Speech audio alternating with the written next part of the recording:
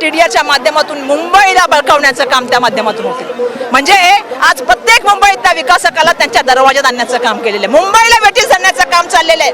आणि धारावी जिच्या माध्यमातून हे होत आहे त्या धारावीला तोंडाला पानं पुसण्याचं काम होते. आणि म्हणून धारावीच्या लोकांचा विकास होत असताना धारावीच्या माणसाला त्याच सेक्टरमध्ये ठेवलं गेलं पाहिजे, तिथलं रिलीजियस स्ट्रक्चर त्या ठिकाणी ठेवून गेलं पाहिजे, मोठा एरिया ह्यांना फायदा मिळाला पाहिजे, आमच्या लोकांना फायदा मिळाला पाहिजे. पण दुर्दैवाने ते होताना दिसत नाही. त्या ठिकाणी आम्हाला मोठ्या प्रमाणामध्ये एक मोठा महाघोटाळा दिसत आहे, ज्याचा मी काल अधिवेशनामध्ये भाषण करून उल्लेख केलेला आहे. TDR संदर्भात तुम्ही मुद्दा उपस्थित केला, त्या संदर्भात राहुल शेवाळे म्हणत आहेत तो तांत्रिक मुद्दा आहे, त्याच्या संदर्भात हरकती ज्या आहेत त्या सध्या अजूनही आम्ही घेतोय. नाही, राहुल शेवाळे साहेब देशाच्या पंतप्रधानांना भेटून आले, त्याच्या आधी माननीय मुख्यमंत्री महोदय पण कुटुंब भेटून आले. आल्यानंतर पहिलं वाक्य काय सांगतात, धारावीचा विकास झाला पाहिजे. अरे धारावीकरांना विचारा की त्यांना काय पाहिजे.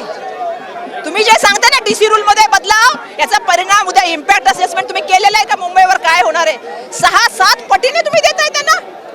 जिथे TDR जनरेट होत नाही ते TDR जनरेट केला, जिथे लोड होत नाही तिथे लोड करण्याबद्दल बोलताय.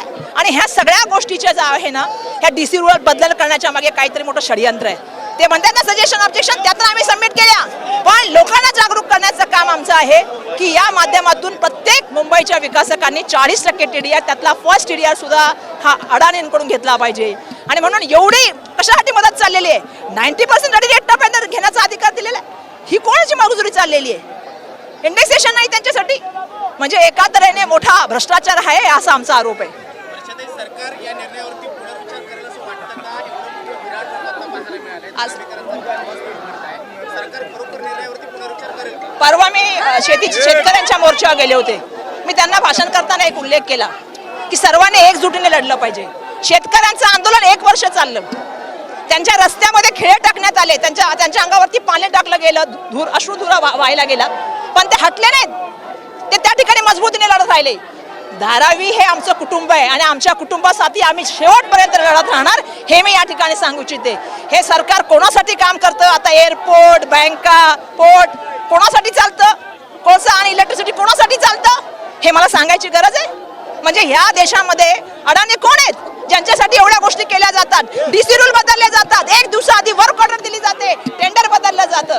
त्यामुळे ही खूप महत्त्वाची गोष्ट आहे की ही लढाई आमच्या लोकांच्या हक्कासाठी, त्यांना BKCचं एक्सटेन्शन करायचं आहे.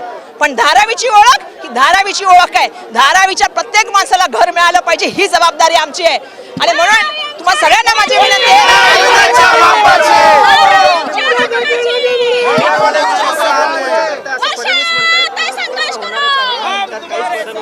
सुपारी घ्यायचं काम वर्षा गायकवाड करते.